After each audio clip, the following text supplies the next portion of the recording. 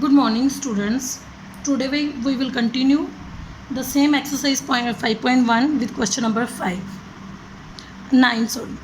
In the adjoining and statement in the adjoining figure, ये आपके पास एक फिगर गिवन है in which we have AOB is a line, different angles बने हुए हैं इसके ऊपर 1, 2, 3, 4, 5. O is the point of intersection. And first part that we have to find out is angle 1 adjacent to angle 2. Angle 1 adjacent है angle 2 के.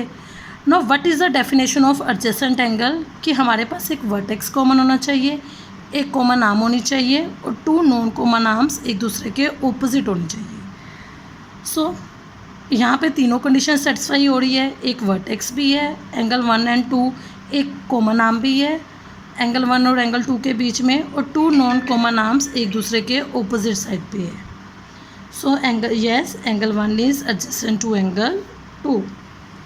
Now second part, is angle AOC adjacent to angle AOE. Angle AOC adjacent to angle AOE. AOC और AOE को adjacent बताना है. No, because angle AOC और AOE में हमारे पास वर्टेक्स तो सेम है, बट इन दोनों के बीच में कोई भी कॉमन आर्म नहीं है सेंटर में, क्योंकि AOC और COE आपस में एडजेसेंट बन रहे हैं. AOC एंड AOE आपस में एडजेसेंट नहीं बन रहे. So no, because they have no common arms.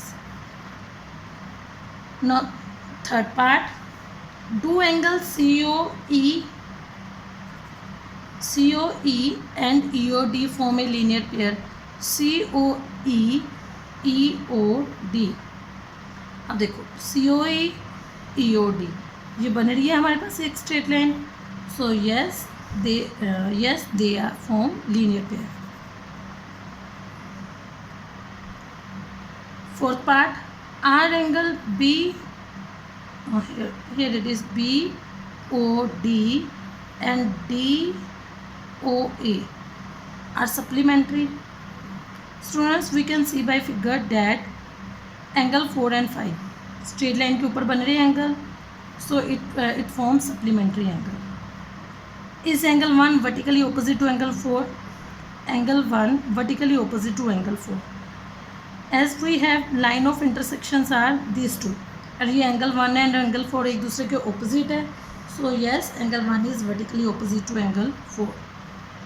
What is vertically opposite angle of angle 5? Angle 5 का वर्टिकली ऑपोजिट एंगल कौन सा है? ये हमारे पास 2 इंटरसेक्टिंग लाइंस हैं. एंगल 5 का ऑपोजिट एंगल बन रहा है 2 and 3. एंगल 5 इसको आप 2 वे से लिख सकते हो, 2 वे से लिख सकते हो. COB is vertically opposite to angle 5 और angle 5 is vertically opposite to angle 2 plus 3.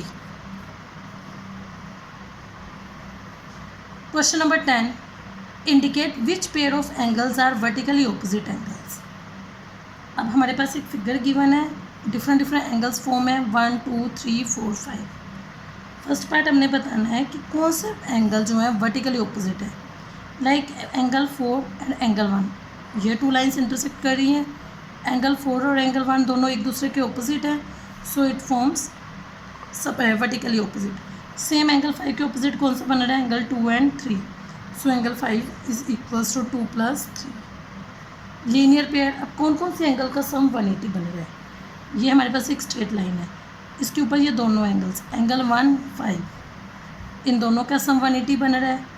एक हमारे पास ये स्ट्रेट लाइन है, स्ट्रेट लाइन के ऊपर 3 एंगल्स बन रहे हैं 1, 2, 3, इनका सम 180 डिग्री.